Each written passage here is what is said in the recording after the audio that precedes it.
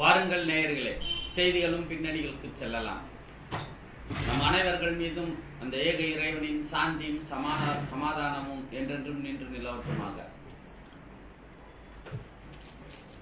இந்த நிகழ்ச்சியை உங்களுக்கு அன்போடு வழங்குவோர் இந்திய தௌஹீத் ஜமாத்தின் சமுதாய மக்கள் ரிப்போர்ட் வாரப்பத்திரிகை. தினத்தந்தி தலைப்பு செய்தி: வடகிழக்கு பருவமழையை எதிர்கொள்ள முன் ஏற்பாடுகள், மாவட்ட கலெக்டர்கள் கூட்டம். முதலமைச்சர் ஸ்டாலின் தலைமையில் சென்னையில் நடக்கிறது. தடை செய்யப்பட்ட இயக்கத்துக்கு ஆள் சேர்ப்பு. சென்னை நாகர்கோவிலில் 11 இடங்களில் என்ஐஏ சோதனை. சென்னை விமான நிலையத்தில் பரபரப்பு. துபாய் விமானத்தில் திடீரென புகை வந்ததால் பயணிகள் அதிர்ச்சி. திரையரங்குகளில் 24 மணி நேரமும் படங்கள் திரையிட அனுமதி வேண்டும். தியேட்டர் அதிபர்கள் சங்கம் கோரிக்கை. தினமணி வழங்கும் தலைப்புச் செய்திகள்: சித்தாராமையா மீது வழக்கு, உயர் நீதிமன்றம் அனுமதி. ரஷ்யா உக்ரைன் போருக்கு விரைவில் தீர்வு, ஜெலன்ஸ்கியிடம் பிரதமர் மோடி வலியுறுத்தல். பயங்கரவாத இயக்கத்துக்கு இளைஞர்களை திரட்டிய வழக்கு, தமிழகத்தில் 11 இடங்களில் என்ஐஏ சோதனை. இஸ்ரேல் தாக்குதல், லெபனானின் உயிரிழப்பு 558 ஆக உயர்வு. இலங்கையில் பிரதமரானார் அரிணி அமரசூரிய. ஆமா, இந்த செய்தியை மட்டும் பார்த்துட்டு அதுக்கப்புறமா திருமணிக்கு என்ஐஏ இதுல என்ன செய்தி இருக்குன்னா, தலைப்பு செய்திகளில் பருவமழை எதிர்கொள்ள வெள்ளம் பாதிக்கப்பட்ட பகுதிகள் அப்படின்னு சொல்லிட்டு தமிழகம் முழுவதும் ஆய்வு செய்யப்பட்டு அதுல 3916 இடங்களை கண்டறியப்பட்டிருக்காங்க. அதாவது மழை வெள்ளத்தால் பாதிக்கக்கூடிய பகுதிகள் அப்படின்ட்டு தமிழகம் முழுவதும். அதுல அதிகபட்சமாக செங்கல்பட்டு, தமிழகத்திலேயே அதிகபட்சமா செங்கல்பட்டுல தான் 389 இடங்கள் பாதிக்கப்படுது. தண்ணீர் தேங்கி நின்று மழை வெள்ளங்கள்ல பாதிக்கப்படக்கூடிய இடங்கள் அப்படின்னு சொல்லிட்டு 389 இடங்களை கண்டுபிடிச்சிருக்காங்க. 332 தென் சென்னையில 332 இடங்கள்ல தேங்கி நிக்குது அப்படின்னு சொல்லிட்டு, அதுக்கடுத்து கடலூர் 293, நீலகிரி 284 இடங்கள்ல இப்படி தொடர்ச்சியா கண்டறியப்பட்டு பட்டியலிட்டு இருக்காங்க. வட சென்னையில எதுவும் இல்லையா என்னன்னு தெரியல. வட சென்னை குறைவா இருந்தாலும் அது குறிப்பிட்டிருக்கலாம். வட சென்னையில ரொம்ப மோசமான பகுதிகள் மழை வெள்ளத்தால ஒட்டு மொத்தமா பாதி போக்குவரத்து முழுவதும் தடை கனரக வாகனங்கள்லாம் பயணம் செய்யக்கூடிய பகுதி வட சென்னை. அது முழுக்க நின்றோம். அந்த அளவுக்கு பாதிக்கப்படக்கூடிய பகுதி. அது போதாதுன்ட்டு கம்பெனிகள் நிறைய, ஆயில் கம்பெனி, கெமிக்கல் கம்பெனி, இந்த கம்பெனிகள் நிறைய இருக்கக்கூடிய பகுதி. அந்த பகுதிகள்லேருந்து மழை பெஞ்சதுன்னா என்ன ஆகுது அப்படின்னா, அவங்க அந்த நேரத்தில் தான் என்ன செய்கிறாங்க, அந்த தேவையில்லாத ஆயில்களும் கெமிக்கல்களும் என்ன செய்கிறாங்க, ரோட்டில் கலந்து பொதுமக்களுக்கு வீடுகளில் ஆயிலோட கெமிக்கலோட தண்ணி வீட்டுக்குள்ளே வரக்கூடிய அவலமான சூழ்நிலை. அவ்வளவு பெரிய பாதிப்பு ஏற்பட்டு மழை வெள்ளத்தால மத்திய குழு சென்னையில வட சென்னையை முழுவதும் ஆய்வு செய்யப்பட்டு புள்ளி விவரங்கள் கொடுக்கப்பட்டு சில கம்பெனிகள் மேல நடவடிக்கை எடுக்கணும்னு சொல்லிட்டுலாம் போயிருக்காங்க. அப்படி இருந்தும் கூட வட சென்னையை பெருசா மென்ஷன் பண்ணாம ஒரு இதை கொடுத்துருக்கீங்களே, இது ஆச்சரியமா இருக்கு. அப்போ வட சென்னையை எதுவும் செய்ய போறதில்லை அப்படின்றதான். இப்போ பணிகள் ஆரம்பிச்சிருக்கு. தென் சென்னையில் சில பணிகள் ஆரம்பிச்சிருக்காங்க, தமிழகம் முழுவதும் ஆரம்பிச்சிருக்காங்க. வட சென்னையில் இந்த பணிகள் நடக்குதா அப்படின்னு சொன்னால் கேள்விக்குறிதான். அப்படி இல்லை, எதுவும் நடக்கிற மாதிரி தெரியல அப்படிங்கிறது தான் நம்ம பார்வைக்கு தெரியுது. ஏன்னா இப்போ அது வட சென்னையில் தான் நம்ம வாழ்ந்துட்டு இருக்கோம், போயிட்டு வந்துட்டு இருக்கோம். அதனால அப்படி ஒன்றும் பெருசாக நடவடிக்கை எடுக்கிற மாதிரி அங்கே தெரியல அப்படிங்கிறது தான் நம்ம பார்வையாக இருக்கு. நம்ம தடை செய்யப்பட்ட இயக்கத்துக்கு ஆள் சேர்ப்பு. சென்னை நாகர்கோவில்ல அந்த இதில் பண்ணியிருக்காங்களே, நேற்று முழுக்க 11 இடங்கள்ல ரெய்டு. அந்த ரைடில் இந்த ஹிஸ்புத் தஹ்ரீர் அப்படிங்கிற அமைப்பை ரகசியமாக ஆள் சேர்க்கப்படுது. இது தடை செய்யப்பட்ட அமைப்பு அப்படின்னு சொல்லிட்டு அந்த ஹமீது ஹுசைன் அப்படிங்கிற ராயப்பேட்டையில் வாழ்ந்திருந்த அந்த ஒரு குடும்பம் மீது ஹுசைன் மன்சூர் அப்படின்னு சொல்லிட்டு, அதுக்கடுத்து அவருடைய பிள்ளைங்க இவங்க அப்துல் ரஹ்மான் சொல்லி இவங்களெல்லாம் கைது செஞ்சு ஒரு 6 பேரை கைது செஞ்சு தீவிர விசாரணையில் அவர்கள் கொடுத்த தகவல் அடிப்படையில் இன்னும் சில நபர்களை விசாரிக்கணும் அப்படின்னு சொல்லிட்டு அவர்கள் வந்து என்ன செஞ்சுருக்காங்க, என்ஐஏ போய் வந்து ரைடு போய் நிறையா இடங்களில் வந்து ரைடு பண்ணியிருக்காங்க. அந்த ஹிஸ்புத் தஹ்ரீர் அமைப்பு தடை செய்யப்பட்ட அமைப்பு வாரந்தோறும் வந்து கூட்டம் நடத்துகிறாங்க, அவங்க வந்து ரகசிய ஆள் எடுக்கிறாங்க அப்படின்ட்டு. இது வரைக்கும் ஹிஸ்புத் தஹ்ரீர் அப்படிலாம் உலகத்தில் எதுவும் செஞ்ச மாதிரி எதுவும் தெரியல நமக்கு. இந்தியாலையும் எதுவும் அப்படி ஏதாவது செஞ்சாங்களா அப்படின்றதுலாம் தெரியல. ஆனாலும் அவர்கள் அமைப்பை பொறுத்த வரைக்கும் தடை செய்யப்பட்ட அமைப்பு தான். நம்ம அதில் ஏதாவது செய்தி சொல்ல வேண்டியது இருக்கா என்ன சம்பந்தமா? அதில் நம்ம இஸ்லாமிய இளைஞர்களுக்கு சொல்ல வேண்டிய செய்தி என்ன அப்படின்னு சொன்னால், அமைப்புகள் வந்து வெளிப்படையாக இயங்க வேண்டும் அப்படின்ற அமைப்புகளில் மட்டுமே வந்து நீங்கள் பார்ட்டிசிபேட் பண்ணுங்க. சரியா? எது வந்து ஆலோசனை கூட்டம் மஷூரா அப்படின்னு சொல்லி நடத்தப்படுகிறதோ, சமூகத்துக்கு நலன் வாய்ந்த செய்திகள் அப்படின்னு சொல்லி சொல்லப்பட்டு பேசப்படுகிறதோ, அதை வந்து வெளியே வந்து பொதுமக்கள்கிட்ட வெளிப்படையா அப்படியே பேசணும். ஒரு மஷூரால ஒரு விஷயத்தை பேசிட்டோம் அப்படின்னு சொன்னா அதை வந்து வெளிப்படையில வெளியே வந்து பகிரங்கமா அறிவிக்கக்கூடிய அளவுக்கு வந்து பேசணும். அப்படிப்பட்ட அமைப்புல நீங்க இருங்க, அமைப்புக்கு போங்க. சரியா? தடை செய்யப்பட்ட ரகசிய கூட்டம் போறது, உள்ள ஒண்ணு பேசுறது, வெளியே ஒண்ணு பேசுறது, இளைஞர்களை வந்து மூளை செலவு செய்யறது, தவறான வழிகாட்டல வந்து கொண்டு போய் அது விட்டுரும். ஆகையினால வந்து மஷூரால என்ன பேசப்படுகிறதோ, நீங்க தர்பியா கிளாஸ்ன்னு சொல்லக்கூடிய அந்த கிளாஸ்ல என்ன பேசப்படுகிறதோ அதை அப்படியே வந்து வெளியே பேசுவதற்கு எந்த அமைப்பிற்கு துணிச்சலும் திராணியும் தைரியமும் இருக்கோ அந்த அமைப்போட பயணிங்க. அது உங்களுக்கு நன்மை பயக்கும். இளைஞர்கள் அமைப்புல உள்ள பேசுறது ஒன்று, வெளியே பேசுறது ஒன்று, அந்த அமைப்புல வந்து போகாதீங்க. அது இளைஞர்களுக்கு நல்லது கிடையாது அப்படிங்கிறது தான் நம்ம சொல்ல வேண்டிய செய்தி. இல்லை கூடுதலாக வந்து என்னன்னா, இந்த டைரக்டா என்னைய வந்து இந்த வழக்கை வந்து பிடிக்கல. தமிழக போலீசாரால் தான் இவங்களுக்கு கைது செய்யப்பட்டார்கள். ஆமா, அது தேச விரோத செயல்கள் அப்படின்ற அடிப்படையில தான் வந்து இது என்ஐஏ வந்து கையில் எடுத்து வந்து என்ஐஏ வந்து தொடர்ச்சியான ரைடு இது போன்ற நிகழ்ச்சிகள்லாம் நடந்துட்டு இருக்கு. இதே போல வந்து மற்ற சமயங்கள்ல மற்ற மதங்கள்ல நடக்கக்கூடிய தேச விரோத அறிவிப்புகள், தேச விரோதமான தேசத்துக்கு எதிரான இறையாண்மையை கொலை செய்யக்கூடிய அறிவிப்புகள் செயல்கள் நடந்ததுன்னா என்ஐஏ அவங்களெல்லாம் யாரையும் பிடிக்க மாட்டாங்க. வெறும் சிறுபான்மை மக்கள் மட்டுமே தேடி முஸ்லிம்கள் மட்டுமே பிடிக்கிறது. சரியா? இதே உங்களுக்கு தேசம் தானே, தேசத்துக்கு எதிராக இயங்கக்கூடாது அப்படிங்கிறது. தேசம்னா என்ன? அரசியல் சாசன சட்டம், அதுதான். ஏன் இப்போதைக்கு இப்படி புரிஞ்சுக்குவோம். அப்படி வச்சுக்கிட்டோம்னா அப்போ அரசியல் சாசன சட்டத்துக்கு இறையாண்மைக்கு எதிராக யார் பேசினாலும் நீங்க அரெஸ்ட் பண்ணல. என்னைய தேச விரோதம் தானே. சரியா? அப்போ அந்த தேச விரோத செயல்களுக்கு வந்து எத்தனையோ வந்து இந்துத்துவவாதிகள் வந்து தேசிய இறையாண்மைக்கு எதிராக பேசிக்கிட்டு தான் இருக்காங்க. சரியா? ஆமா, அப்போ கைது செய்ய வேண்டியதானே. ஏன் அது அந்த கைதுகளுக்கு போக மாட்டேங்கிறீங்க? அதெல்லாம் கைது செய்ய மாட்டாங்க அப்படின்னு சொல்லிட்டு ஆமா சொல்லப்படுது. விமான நிலையத்தில் பரபரப்பு.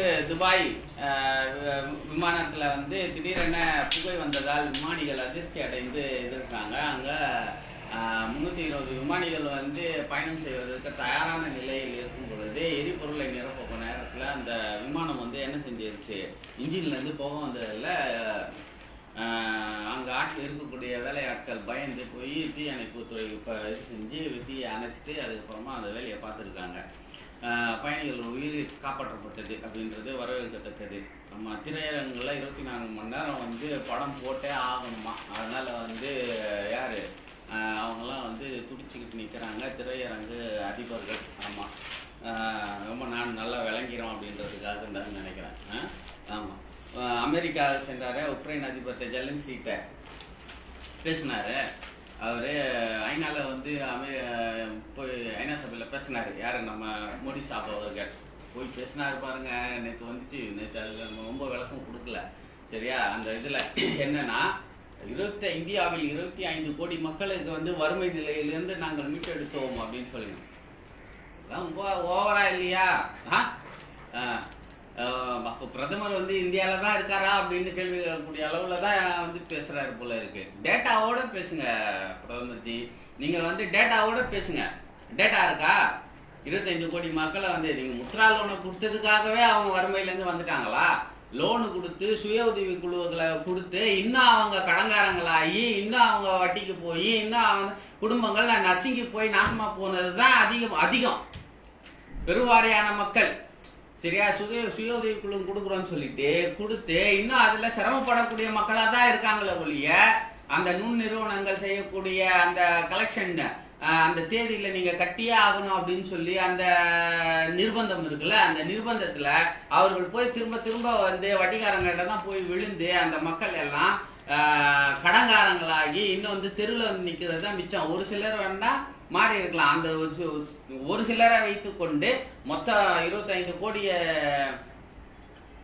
குடிமக்களை நாங்க வந்து வறுமையிலேருந்து மீட்டு எடுத்துட்டோம் அப்படின்ட்டுலாம் சொல்றதெல்லாம் வந்து ஏத்துக்கவே முடியாத ஒரு விஷயம். ஏன்னா அப்படி ஒரு டேட்டாவே கிடையாது. அப்படி ஒரு டேட்டாவே நீங்க டேட்டா இருந்தா வெளியிடுங்க. மத்திய அரசு வந்து ஆய்வு செய்து வறுமையிலிருந்து 25 கோடி மக்களை இல்ல 30 கோடி மக்களை கூட சொல்லிங்க. ஆனா டேட்டாவை வெளியிடுங்க. நீங்க அதை சம்பந்தம் வெளியிட்டு பாருங்க, இந்தியாவில வந்து நாங்கள் வறுமையை ஒழித்திருக்கோம் அப்படின்ட்டு வந்து நீங்க டேட்டாவோட காட்டுங்க. அப்படி டேட்டா எதுவுமே கிடையாது. சரியா? டேட்டாவே இல்லாம சும்மா வெளிநாட்டுல போயிட்டு வந்து சும்மா அடிச்சு விடுறது. அங்கேயும் அவன் எதுவும் கேட்க போறது கிடையாதுல்ல, அதனால அடிச்சு விடுறது. இங்கேயும் வந்து இங்க வந்த பிறகு இங்கேயும் இந்த மீடியாவும் கேட்க போறது கிடையாது. அப்படிதான் அமைதியா இருப்பாங்க. சின்ன பேச்சாளர்களே வந்து கையில டேட்டா வச்சுக்கிட்டு குறிப்புகளை வச்சு டேட்டாவை வச்சுக்கிட்டு ஏதாவது ஆதாரங்களை வச்சுக்கிட்டு தான் பேசுறாங்க. சரியா? இப்போ பிரதமர் பேசும்போது அப்போ வந்து எப்படி இருக்கணும்? டேட்டா புள்ளிவிவரங்களோட இருக்கணும்ல, உண்மையில் இருக்கணும்ல, தரம் வாய்ந்ததா இருக்கணும், அல்ல நம்பகத்தன்மை இருக்கணும்ல. இப்படி அடிச்சு விடுற அளவுக்கு தான் இருக்கு. உக்ரைன்ல போயிட்டு யாரு இந்த இவரு ஜெலன்ஸ்கியை சந்திச்சிருக்காங்க, உக்ரைன் அதிபரை. அங்க வந்து பேச்சுவார்த்தை மூலமா வந்து நீங்க தீர்வு காணுங்க அப்படின்னு சொல்லி அறிவுரை சொல்லிலாம் வந்திருக்காங்க. 45 நிமிடங்கள் அங்க வந்து நடந்திருக்கு. அதனால சொல்லி கேட்க போறது கிடையாது. சரியா? ஆமா, இந்தியா நினைத்தால் போரை நிறுத்திவிடும், அப்படி இப்படி இந்தியாவுக்கு பெரிய வறுமை எல்லாம் இருக்கு. செய்யுங்களேன், இருக்குல்ல, செய்யுங்களேன், நிறுத்துங்களேன். மனித உயிர்கள் தினந்தோறும் செத்து போய்கிட்டு இருக்காங்களே, நிறுத்துங்களேன். உங்க ஆற்றலை வல்லமை எதை பயன்படுத்துங்களேன். வச்சுக்கிட்டு ஏன் வந்து அழுகி போய் அதை போய் உங்க சக்தியை வந்து வீணாக்குறீங்க? மனித குலம் செத்து போய்கிட்டு இருக்குல்ல. இந்தியா நினைச்சாதான், மோடி நினைச்சா உடனே அதை நிறுத்திட முடியும் அப்படின்னு சொல்றீங்களா? செய்யுங்களேன், அதை பயன்படுத்துங்க, ஆற்றலை பயன்படுத்துங்க, மனித வளங்களை காப்பாத்துங்க. அதுல என்ன தயக்கம் உங்களுக்கு? அதுல என்ன பிரச்சனை உங்களுக்கு? அந்த பிரச்சனைகளை வந்து பேச்சுவார்த்தை மூலம் தீர்த்துடலாம் அப்படின்ட்டு நீங்க தான் சொல்றீங்களா? பேச்சுவார்த்தை நடத்தி நீங்க தீர்த்துங்க. நீங்க தான் முன்னிறுத்து, நாங்க தான் செஞ்சு காட்டிடுவோம். எப்படிப்பட்ட உலக தலைவர், வல்லரசு தலைவர், அவருடைய பவர் வேற லெவல்ல இருக்கு அப்படின்ட்டு எல்லாம் பேசக்கூடியவர்கள் நீங்க செஞ்சு காட்ட சொல்லுங்க, செய்யுங்க அப்படிங்கிறது தான். நாங்க அப்படியாவது உக்ரைன் போரை வந்து நிக்கிட்டோம் அப்படிங்கிறது தான் எங்களுடைய எதிர்பார்ப்பா இருக்கு. கொளத்தூர் தொகுதியில் 5 கோடியில் புதிய பள்ளி கட்டிடம் திறந்து வைத்தார் மு.க. ஸ்டாலின் அவர்கள். திறந்து வைத்ததோடு அவர்களுக்கு வந்து பள்ளி மாணவர்களுக்கு வந்து புத்தகங்கள், தேவையான உபகரணங்களை தந்து ஊக்குவித்தார்கள் அப்படின்னு சொல்லக்கூடிய நடிகைக்கு பாலியல் தொல்லை. நடிகர் முகேஷ் அதிரடி கைது. ஆமா, எம்எல்ஏ முகேஷ், கேரளா கம்யூனிஸ்ட் கட்சியின் எம்எல்ஏ முகேஷ். அடுத்து உதயநிதிக்கு துணை முதல்வர் பதவி. செய்தியாளர்கள் கேள்விக்கு மாற்றம் வரும், ஏமாற்றம் இருக்காது. மாற்றம் உதயநிதிக்கு, ஏமாற்றம் துரைமுருகனுக்கு என கிண்டல் அடித்தார் தமிழிசை சவுந்தரராஜன். ஆமா, அது வந்து இருந்துட்டு தான் இருக்கு. சரி, போடட்டும், அவங்க யாரா கொண்டு வரட்டும். அந்த கட்சிக்காரங்க அவங்க ஏத்துக்கிட்டாங்கன்னா என்ன பண்ண முடியும்? வரவேற்று தானே ஆகணும். பிடித்தோ பிடிக்காமலோ இருந்தாலும் வந்து ஏத்துக்கிட்டோம். ஆனா அவங்ககிட்ட ஒரு பண்பாடு இருக்குங்க, அவங்ககிட்ட. ஆமா, அந்த பண்பாடு இருக்கு. அந்த பண்பாட்டை நிரூபிக்கணுமா? நான் ஒரு காட்சியை சொல்றேன் பாருங்க. அந்த காட்சி உங்களுக்கு நினைவுதான் பாருங்க. ஏன்னா திமுக கூட்டணியில் விடுதலை சிறுத்தைகள் கட்சி வந்து என்ன கூட்டணியில தொடர்கிறதுன்னு திரும்ப சொல்லி யாரு விசிகா வந்து தங்களை பதப்படுத்திக்கிறாங்க. என்ன காரணம் அப்படின்னு சொன்னா, இவங்க யாரு ஆதவ அர்ஜுனா வந்து பேட்டி கொடுக்கும் போது என்ன சொல்லியிருக்காரு நினைவு இருக்கா? பேட்டி கொடுக்கும் என்ன சொல்லியிருக்காரு? வட உள் மாவட்டங்கள்ல வந்து நாங்க வந்து என்ன செஞ்சிருக்கோம், நாங்க இல்லாம திமுக அரசு வந்து திமுக வந்து ஜெயிச்சிருக்காது அப்படின்ற அளவுக்கு வந்து அவர் வந்து பேசியிருக்காரு. அது வந்து பெரிய சர்ச்சையாகி திமுகவின தொண்டர்களுக்கெல்லாம் வந்து மிகப்பெரிய அளவுல கோவப்படுத்தி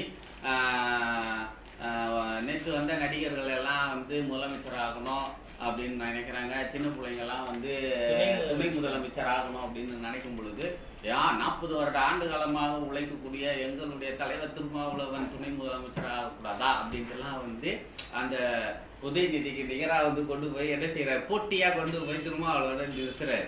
சரியா, நிறுத்தி வந்து இப்படிலாம் வந்து பேசியிருக்காரு போல. அதுல வந்து திமுககாரங்க பெரிய அளவுல கடுப்பாகி ஆசா வந்து அவர் மீது வந்து என்ன செய்யணும், நீங்க நடவடிக்கை எடுக்கணும், கட்சி ஒழுங்கு நடவடிக்கை எடுக்கணும் அப்படின்னு சொல்லிட்டு விசிகாவுக்கு வந்து அழுத்தம் கொடுத்துருக்காங்க. அந்த விசிகா என்ன செஞ்சிருக்காங்கன்னா அதுக்கப்புறமா அது வந்து அவருடைய தனி கருத்து அப்படின்னு சொல்லிட்டு அதை அப்படியே வந்து கட்டி விட்டுருக்காங்க. அர்ஜுனா சொன்னது வந்து அது அவருடைய தனிப்பட்ட கருத்து, அது கட்சியின் கருத்து இல்லை அப்படின்னு சொல்லிட்டு எம்பி ரவிக்குமார் வந்து அதை கண்டிச்சும் இருக்கு. அது கண்டனத்துக்குரியது, அது நாங்கள் கண்டிக்கிறோம் அப்படின்னு சொல்லிட்டு கண்டிச்சும் இருக்காரு. இது வந்து இவங்களுடைய இந்த இது அர்ஜுனாவுடைய இந்த இதே வந்து திருமாவளவன் எலெக்ஷனுக்கு போகும் பொழுது உதயநிதி வந்து பிரச்சாரம் செய்யும் பொழுது திருமாவளவனை அரசியல் ஆசான் என்று சொல்லி பேசி வந்து அவர் வந்து வாக்கு கேட்டார். திருமாவளவன் எனக்கு இவர் அரசியல் ஆசான் அப்படின்னு சொல்லிட்டு, அதுதான் அவங்க பண்பாடு. சரியா, நடிகரா இருந்தாலும் இதா இருந்தாலும் அந்த பண்பு இருக்குல்ல. இதே உங்க கட்சியில எப்படி பேசியிருக்காங்க, விசிகால இருந்து அவங்க எப்படி பேசியிருக்காங்க பாருங்க. இப்போ இருக்கதானே செய்யுது இந்த பண்பாடு இருக்குல்ல. அப்ப அதை வந்து பண்படுத்தி இருக்காங்க என்ன அப்படிதான் சொல்லணும். அது சின்னவரா இருந்தாலும் அவரை பண்படுத்தி இருக்காங்க அப்படின்ட்டு தான் சொல்லணும். அண்ணா பிறந்த நாளில் காஞ்சிபுரத்தில் வந்து திரும்ப வந்து அணிவகுப்போம் அப்படின்னு சொல்லிட்டு 28ஆம் தேதி வந்து அண்ணா பிறந்த நாள் தினத்தை கொண்டாடும் வகையால வந்து பௌள விழா வந்து காஞ்சிபுரத்துல கொண்டாடுவோம்னு வந்து திமுக அறிவிப்பு செய்திருக்கு. சென்னை உயர்நீதிமன்ற தலைமை பதிவாளராக எஸ் அல்லி நியமனம். சென்னை உயர்நீதிமன்ற நிரந்தர நீதிபதியாக 5 பேர் பதவியேற்பு. அமெரிக்காவில் சீக்கிய குழுவினருடன் பிரதமர் மோடி சந்திப்பு. தமிழகத்தில் மர்ம காய்ச்சல்கள் பாதிப்பு இல்லை. கேரளாவிலிருந்து வரும் நபர்களுக்கு தீவிர கண்காணிப்பில் உள்ளனர் என்று மா சுப்பிரமணியம் தெரிவித்துள்ளார். மா சுப்பிரமணியத்துக்கு அதுக்கு நன்றி சொல்லிதான் ஆகணும். அவர் தீவிர கண்காணிப்புல விடாமுயற்சியா வந்து என்ன செஞ்சிருக்காங்க, மருத்துவத்துறை வந்து 24 மணி நேரமும் வந்து தொடர் இயங்கு நிலையில் வந்து வைத்திருப்பதை வந்து வரவேற்கத்தக்கது. கர்நாடகா முதல் மந்திரி மனு தள்ளுபடி. யார் சீதாராமையா வந்து ஒரு நில முறைகேடு, அவங்க கடந்த ஆட்சி பிஜேபி ஆட்சியில் இருக்கும் பொழுது சீதாராமையோட மனைவி வந்து சில நிலங்களை வந்து கொடுத்து வாங்கியும் இருக்காங்க.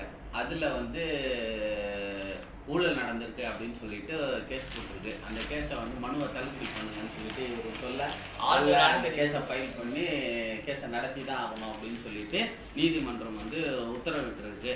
சீதாராமையா வந்து பதவி விலகணும் ஆகும் அப்படின்னு சொல்லிட்டு எதிர்கட்சிகள் வந்து கோஷமிட்டு முழக்கமிடுகிறார்கள். ஆமா, கவிஞர் மு. மேத்தா பின்னணி பாடகி சுசீலாவுக்கு கலைத்துறை வித்தகர் விருது, கருணாநிதி 100 ஆண்டு நினைவை போற்றும் வகையில் வந்து விருதுகள் வழங்கப்பட்டிருக்கு.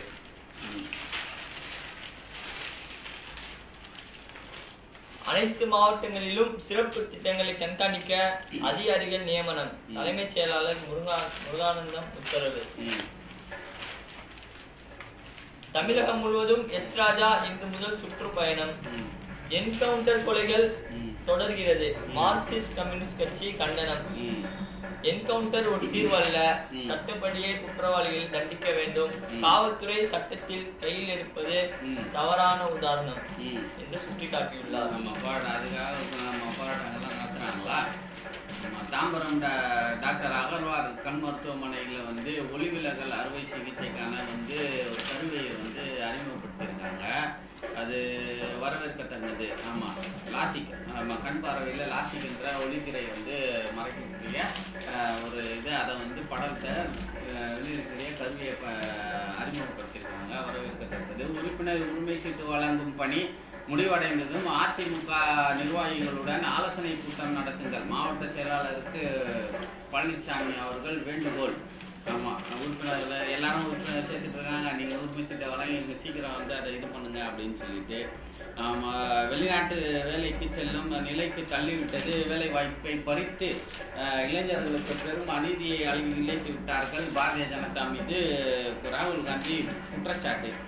ராகுல் காந்தி வந்து குற்றச்சாட்டு சொல்லியிருக்காங்க. எங்கேயும் வந்து என்ன இல்லை, இந்தியாவில் வேலை வாய்ப்பே கிடையாது, வேலை வாய்ப்பே இல்லாமல் மிக மோசமான நிலையில தான் இருக்கு. இளைஞர்களுக்கு, படித்த இளைஞர்களுக்கு வேலை வாய்ப்பு இல்லை அப்படின்னு சொல்லிட்டு அதனால அவர் வெளிநாட்டுக்கு பயணம் போறாங்க. தாய் தந்தையை விட்டுட்டு, பிள்ளைகளை விட்டுட்டு, எல்லாத்தையும் குழந்தைங்களை விட்டுட்டு எல்லாம் வெளிநாடுகளுக்கு வேலைக்கு போகக்கூடிய நிலைமையில் தான் அவர்கள் இருக்கிறார்கள் அப்படின்னு சொல்லிட்டு வந்து ரொம்ப வருத்தப்பட்டு பேசியிருக்காரு.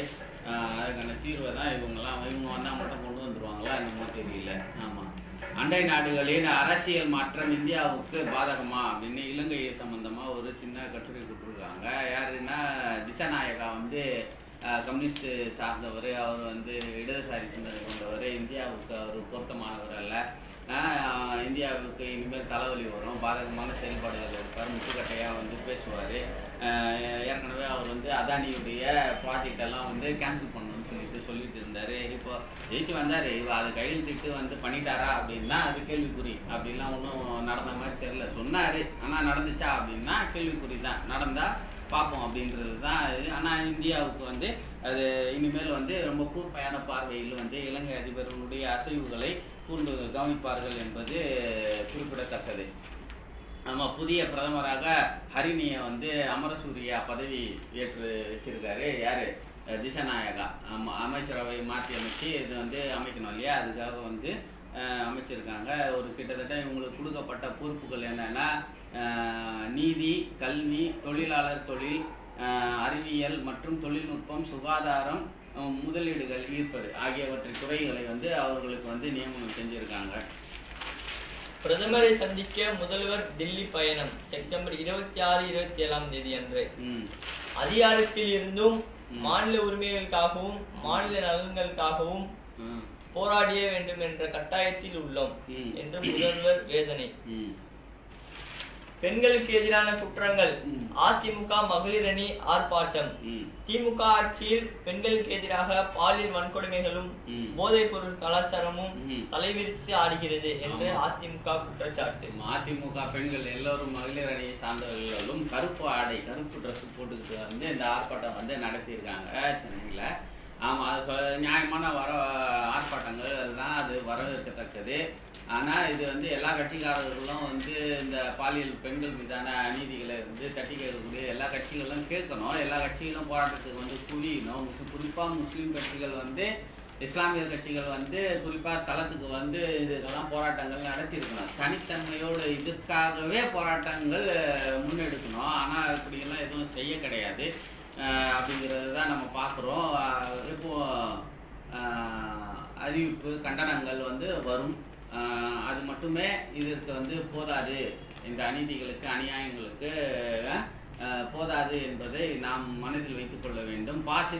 பாசிவந்தி ஆதித்தனார் நினைவு இல்லத்தில் மலர் தூவி மரியாதை. நிறையா 89 பிறந்த நாள், 89வது பிறந்த நாளை ஒட்டி அவர் விழா கொண்டாடி இருக்காங்க. அதில் வந்து இது படத்துக்கு வந்து மலர் தூவி மாலை அணிவித்து எல்லாம் வந்து என்ன செஞ்சுருக்காங்க, மரியாதை செலுத்தியிருக்காங்க. இதில் நலத்திட்ட உதவிகள் சொல்லிட்டு தையல் மிஷின்லாம் கூட கொடுத்துருக்காங்க. அதெல்லாம் வரவேற்கத்தக்கது. ஆனால் பெருவாரியாக நேற்று கூட நம்ம சொன்னோம், அவங்கள்ட்ட காக்கா சொல்லுவாங்க, அவங்கள்ட்ட கோடிக்கணக்கான ரூபாய்கள் இருக்குது. ஆனால் வந்து அவர்கள் ட்ரஸ்ட்டு, அந்த சங்கம் ட்ரஸ்ட்டு அப்படின்ட்டு வந்து நலப்பணிகள் செய்யணும்னா ஏகப்பட்டது செய்யலாம். அவங்ககிட்ட செஞ்சாங்கன்னா அவங்களுக்கு நல்ல வரவேற்பு இருக்கு. ஆனால் அவர்கள் குறுகிய வட்டத்துக்குள்ள சிறு அளவுலேயே செய்து கொண்டு இருக்கிறார்கள்னு காக்கா திரும்ப சொல்லுவாங்க. அதில் வந்து இவங்க இந்த முறை வந்து கொஞ்சம் ஸ்கூல் அது இதுன்ட்டு எல்லாம் கொஞ்சம் போயிருக்காங்க போல. எப்பவும் போகிறது தான், ஆனால் இந்த முறை கொஞ்சம் விரிவாக போயிருக்காங்க. போய் பள்ளி மாணவர்களுக்கான, மாணவிகளுக்கான உதவிகளையும் வந்து வழங்கியிருக்கார்கள் அப்படிங்கிறது வரவேற்கத்தக்கது. இப்போ பள்ளி மாணவியின் புகைப்படங்களை ஆபாசமாக சித்தரித்த மாணவர்கள் எங்கன்னா திருட்டூரில் தாங்கல்ல வந்து கூடிய பள்ளியில் வந்து ஒரு 10ஆம் வகுப்பு படிக்கக்கூடிய மாணவியை கேலி கிண்டல் செஞ்சுருக்காங்க. இந்த கேலி செஞ்சது வந்து பெண் மாணவியும் செஞ்சுருக்கு. அதில் அந்த பசங்க என்ன பண்ணியிருக்காங்கன்னா ஃபோட்டோவை எடுத்து அதை வந்து என்ன செஞ்சுருக்காங்க, ஆபாசமாக சித்தரித்து வந்து அவங்களுக்கு அனுப்பியிருக்காங்க. அது போலீஸ் கம்ப்ளைண்ட் ஆகி, ஸ்கூல் கம்ப்ளைண்ட் ஆகி, நிர்வாகத்தினர் மீதும் அந்த மாணவர்கள் 3 மாணவர்கள் மீதும் வந்து என்ன செஞ்சுருக்காங்க, போக்சோ சட்டத்தின் மீது வந்து நடவடிக்கை எடுத்து கைது செய்யப்பட்டிருக்கு. தொடரும் ரயில் கவிழ்ப்பு சதிகளை முறியடிக்க மாநில அரசுகளுடன் பேச்சுவார்த்தை. ரயில்களுக்கான பாதுகாப்பு அச்சுறுத்தல்களை மத்திய அரசு தீவிரமாக எடுத்துக்கொண்டுள்ளது என மத்திய ரயில்வே அமைச்சர் அஸ்வினி வைஷ்ணவ் தெரிவித்தார். திரிபுராவில் ஆயுதங்களை ஒப்படைத்து சரணடைந்த 500 தீவிரவாதிகள். திரிபுராவில் தேசிய விடுதலை முன்னணி மற்றும் திரிபுரா புலிப்படை தீவிரவாத அமைப்புகளுடன் மத்திய மாநில அரசுகள் இடையே புரிந்துணர்வு ஒப்பந்தம் மேற்கொள்ளப்பட்டது. நம்ம புலிப்படை டைகர் ஃபோர்ஸ் அவங்க வந்து பேர் அது வச்சிருந்தது. அதாவது அவங்க 2 பேருமே சேர்ந்து ஒரு 500 பேர்கிட்ட வந்து தன்கிட்ட இந்த நவீன ஆயுதங்கள் கொடுத்து முதல் மந்திரியின் முன்னால் வந்து ஆயுதங்களை சமர்ப்பித்து அவர்கள் வந்து சரணடைந்து என்ன செஞ்சிருக்காங்க, இனி ஆயுத போராட்டங்கள்ல இருந்து நாங்கள் மீண்டும் வெளியே வந்துடுவோம், அமைதி வாழ்க்கைக்கு திரும்புகிறோம் அப்படின்ட்டு ஒப்புதல் கொடுத்துருக்காங்க. அதை வந்து முதல் மந்திரி வந்து அவர் பெற்று திரிபுரால ஒரு நம்பிக்கை தெரிவித்திருக்காரு. அவங்களுடைய மறுவாழ்வுக்காக 250 கோடி ரூபாய் வந்து மாநில அரசு ஒதுக்கி வந்து என்ன செஞ்சது, மத்திய அரசு ஒதுக்கி வந்து கொடுத்துருக்கு. மத்திய அரசு தான் நம்ம கொடுத்துருக்கு. அந்த காசு கரெக்டாக கொண்டு போய் சேர்த்து அவங்களுக்கு உண்மையிலேயே மறுவாழ்க்கை வந்துருச்சுன்னா அவங்க அமைதி ஆயிடுவாங்களாம். சரியா? அந்த மக்களுக்கு, திரிபுரா மக்களுக்கு இனிமேல் வளர்ச்சி பாதை தான் இருக்கும் அப்படி இப்படின்னாங்க. அப்படிதான் ஒரு நேரம் சொன்னாங்க. அஸ்ஸாம் வந்து போட சமூகமா அந்த சமூகத்தை வந்து சண்டை கூட நாங்கள்லாம் செஞ்சு விட்டோம். அஸ்ஸாம் இன்னைக்கு வரைக்கும் சரி பண்ண முடியல. மணிப்பூரை வந்து அப்படிதான் சொன்னாங்க, நாங்கள் சரி செஞ்சுட்டோம் கிழிச்சிட்டோம் அப்படி இப்படின்னாங்க. இன்னைக்கு வரைக்கும் மணிப்பூரை வந்து சரி செய்ய முடியல. காஷ்மீர் அப்படிதான் சொன்னாங்க, காஷ்மீர்ல இது வரைக்கும் என்ன பண்றீங்கன்றது தெரியல. சரியா? இப்படி வந்து தான் போய்கிட்டு இருக்கு. இலங்கையை சரி பண்ணிடுவோம்னாங்க, இலங்கை உங்களுக்கு நேர்மாறாக எதிர்க்க ஓடிக்கிட்டு இருக்கு அப்படிங்கிறது தான் மக்களுடைய பார்வையா இருக்குது. ஹைகோர்ட்டில் நிரந்தர நீதிபதிகள் பதவி ஏற்பு நடக்குது. வெனிசுலா அதிபருக்கு கைது வாரண்ட் அர்ஜென்டினால. ஜப்பானில் பயங்கர நிலநடுக்கம். நேற்று வந்து ஈரான்ல நிலநடுக்கம்னு பார்த்தோம், இன்னைக்கு ஜப்பான்ல நிலநடுக்கம். தினந்தோறும் எங்கேயாவது வந்து நிலநடுக்கம், நிலச்சரிவு அப்படின்னு வந்து சேதங்கள் நடந்துக்கிட்டு தான் இருக்கு. கிட்டத்தட்ட சில உயிர்கள் இறந்து போயிருக்கிறதா ஜப்பான்ல வந்து சொல்லப்படுது. ஆமா, அது வந்து இன்னும் உறுதி செய்யப்படவில்லை. அந்த நம்பரை வந்து நம்ம இன்னும் வந்து நம்ம அவங்க வந்து வெளியிடலை, பேப்பர்ல வெளியிடல. டிவி தொலைக்காட்சிகள்ல 500 பேர்கிட்ட வந்து இறந்து போனதாகவும் காணாமல் போனதாகவும் வந்து செய்திகள் சொல்லுது. ஆனா வந்து பேப்பர்ல அப்படி ஒன்றும் பெருசா வந்து போட காணும், சும்மா துண்டு செய்தியா வந்து போட்டிருக்காங்க. 60 வயதை கடந்தவருக்கு கௌரவம். திமுக பவள விழால வந்து கொண்டாட்டமாக சென்னை கிழக்கு மாவட்ட திமுக சார்பில் வந்து உதயநிதி, சேகர் பாபு, தயாநிதி அவர்கள் எல்லாம் அமைச்சர்கள்லாம் கலந்துக்கிட்டாங்க. மேயரும் கூட கலந்துக்கிட்டாங்க. இதில் வந்து 60 வயது கடந்தவர்களுக்கு வந்து கௌரவமாக வந்து கலைஞர் வந்து 100 ரூபா நாணயத்தோடு வந்து பொற்கிளிகளோடு என்ன செஞ்சுருக்காங்க, புத்தாடைகள்லாம் வழங்கி 1000 பேருக்கு வழங்கி வந்து கௌரவிப்பு செஞ்சுருக்காங்க. பழனி பஞ்சாமிர்த சர்ச்சை பேச்சு. திரைப்பட இயக்குனர் மோகன்ஜி கைது.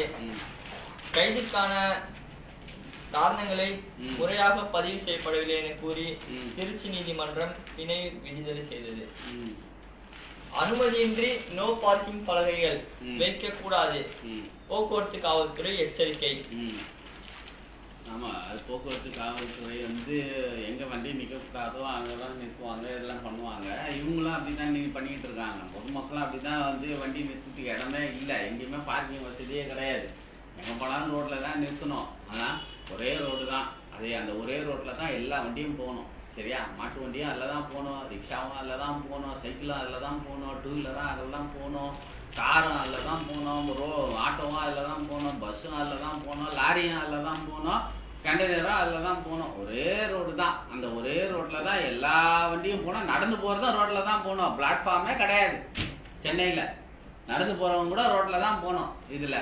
ஆமா, இப்படிதான் வந்து இருக்கு. இதுல வந்து ரோட்ல வண்டியை வேற நிறுத்துறதுக்கு வந்து வழி கிடையாது. அதனால என்னன்னா இப்போ காவல்துறை அதிகாரிகள்லாம் என்ன செய்யறாங்கன்னா, வண்டி எங்கெல்லாம் நிக்குதோ ரோட் பாயிங்லாம் அதெல்லாம் வந்து அப்படியே வந்து வீடியோ எடுத்துட்டு போய் அப்படியே போய் கேஸை போட்டு ஆன்லைன்லயே கேஸை போட்டு பயணம் போட்டு அனுப்பி விட்டுறது. சரியா? ஆமா, ஆனா வண்டி நிறுத்தத்துக்கு ஏதாவது உங்களுக்கு தெரியுது, அவங்களுக்கே தெரியுது வண்டி நிறுத்தத்துக்கு இடம் இல்லை, அதனாலதான் இங்க நிறுத்திட்டு போறாங்க அப்படின்னு. அதுக்கான தீர்வை வந்து போக்குவரத்து காவல்துறை கண்டுபிடிக்கணுமா இல்லையா, அதுக்கான வழிவகை செய்யணுமா இல்லையா, அந்த வழிவகை செய்யறது கிடையாது. அதுதான் மனக்கட்ட ஒரு லாரியை எடுத்துட்டு வந்து அந்த லாரி மேல நோ பார்க்கிங்ல நிக்கிற வண்டியெல்லாம் அள்ளி எடுத்துட்டு போயிட்டு அந்த அதுல ஒரு 3-4 பேருக்கு சம்பளம் கொடுப்பாங்க. அந்த சம்பளத்துல வந்து அள்ளி எடுத்துட்டு போயிட்டு போட்டு நோ பார்க்கிங்ல வண்டியை விட்டுட்டு போனா வந்து பார்த்தா வண்டி இருக்காது ஸ்பாட்ல. ஏன்னாப்பா போலீஸ்காரன் தூக்கிட்டு போயிட்டான்பா அப்படின்வாங்க. அப்போ ஸ்டேஷனுக்கு போயிட்டு அங்கே போய் பணத்தை கட்டிட்டு அவன் வண்டியை எடுத்துட்டு போனோம். அவன் கையில் பணம் இருக்குமோ இருக்காதோ நிறுத்தின. அப்போ வண்டி இடம் இல்லாத குறைகள் தான் நிறுத்துறது. பொதுமக்கள் வந்து இடம் நிறுத்துறதுக்கு இல்லாத குறைக்கு தான் அங்கே வந்து பீக் ஹவர்ல நிறுத்துறது. அந்த நிறுத்தக்கூடாதுன்னா எங்க நிறுத்தணும் அப்படிங்கிறது போக்குவரத்து அதிகாரிகள் அதுக்கான தீர்வை காணணும். அந்த தீர்வை காணாமல் சும்மா பொதுமக்கள் மேல வந்து ஃபைனை போட்டுட்டு இருக்கிறது வந்து என்ன செய்யறது இல்லை, அது நல்லது இல்லை, அழகு இல்லை. ஒரு நிர்வாகத்துக்கு திறன்பட செய்யக்கூடிய நிர்வாகத்துக்கு அது அழகு கிடையாது அப்படிங்கிறது தான் பொதுமக்களுடைய எதிர்பார்ப்பு. நம்ம மதுவிலக்கு கொள்கையை கொண்டு வந்தால் யார்? மத்திய அரசு, மத்திய அளவில் மதுவிலக்கு கொள்கையை கொண்டு வந்தால் தமிழகத்தில் அமுல்படுத்த நாங்கள் தயார். அமைச்சர் முத்துசாமி வந்து பேட்டி கொடுத்துருக்காரு. ஆமா, அப்படி மதுவிலக்கு மத்திய அரசு கொண்டு வந்துச்சுன்னா நீங்க மூடிடுவீங்களா? அப்ப இல்லைன்னா மூடவே மாட்டோம் அப்படின்றது அர்த்தம். அதுக்கு என்ன அர்த்தம் அப்படின்னா, மத்திய அரசு கொண்டு வந்தா தான் மூடுவோம், இல்லைன்னா நாங்க தமிழகத்துல மது கடையே மூட மாட்டோம்னு அர்த்தம். சரியா? அப்ப நீங்க வந்து எதிர்ப்பு தெரியுங்க, திமுக காரர்களும் எதிர்ப்பு தெரியுங்க, ஆராசர் பேசுங்க. அப்படிலாம் ஒண்ணும் கிடையாது. மத்திய அரசு கொண்டு வந்தாலும் வராவிட்டாலும் நாங்கள் மதுக்கடையை மூடுவோம் அப்படின்னு நீங்க சொல்லுங்க. அப்படி இல்லையே, இவருக்கு மறுப்பு தெரியுங்க, மறுப்பு சொல்லுங்க, அப்படி பேசக்கூடாதுன்னு சொல்லுங்க. அப்போ உங்கள்கிட்ட இருந்து எதிர்ப்பு வரல, மௌனமா இருக்கீங்க, அமைதியா இருக்கீங்க. மத்திய அரசு மகளிருக்கு வந்து 33% இடஒதுக்கீடு கொண்டு வந்தாங்க. அவங்க தான் அமல்படுத்தல. சரியா? அது விட்டுருவோம். ஏன்னா அவங்க அமல்படுத்த மாட்டாங்க, அவங்களுக்கு அது அஜெண்டாவும் கிடையாது. சரியா? ஒரே நாடு ஒரே தேர்தல் தான் அவங்களுக்கு அஜெண்டா. ஏன்னா 33% இடஒதுக்கீடு பெண்களுக்கு வந்து அனைத்து துறைகளிலும் அப்படின்றது அவங்களுக்கு அஜெண்டா கிடையாது. சும்மா மக்களை பெண்களை ஏமாத்துறதுக்காக கொண்டு வரப்பட்டது. சரியா? ஆனா உங்களுக்கு இருக்குல்ல, நீங்க கொடுத்துட்டீங்களா? 33% கொடுத்துட்டீங்களா? நீங்க ஆணும் பெண்ணும் சமம் அப்படின்ற கொள்கையை பேசக்கூடியவர்கள்ல சமமா 50% கொடுத்துடுறீங்களா? உங்க கட்சியில கொடுத்துருக்கீங்களா? உங்க அமைச்சரவையில கொடுத்துருக்கீங்களா? உங்களுடைய எம்எல்ஏ போஸ்ட்ல கொடுத்துருக்கீங்களா? சரி சமமா பெண்களை வந்து நிறுத்தி இருக்கீங்களா? கிடையாது. தமிழ்நாட்டுல ஒரே ஒரு கட்சி வந்து யாரு நிறுத்தினா? நாம் தமிழர் மட்டும்தான் பெண்களை வந்து சரிபாதியா வந்து நிறுத்தப்பட்டார். சரியா? அவர்கிட்ட கொஞ்சம் சிக்கல் இருந்தாலும் கூட இந்த விஷயத்துல அவர் தெளிவா இருக்காரு. சரியா? அப்போ வந்து மத்திய அரசு கொண்டு வந்தாதான் மூடுவோம் அப்படின்னு சொன்னா நீங்க மூட மாட்டீங்கன்னு சான்று கொடுக்குற மாதிரி தான் நீங்க வந்து முத்துசாமி அமைச்சர் ஐயா அவர்கள் வந்து பேசியிருக்கீங்க. இதை வன்மையா நாங்க வந்து கண்டிக்கிறோம். இது வந்து நல்ல பகுத்தறிவு சிந்தனை கொண்ட பேச்சு கிடையாது. இது நீங்க முதல்ல இங்க செத்துக்கிட்டு இருக்கக்கூடிய மதுப்பிரியர்கள் குடும்பத்தை வந்து நீங்க பாருங்க. மதுப்பிரியர்களை பார்க்காதீங்க, அவங்க குடும்பத்தை பாருங்க.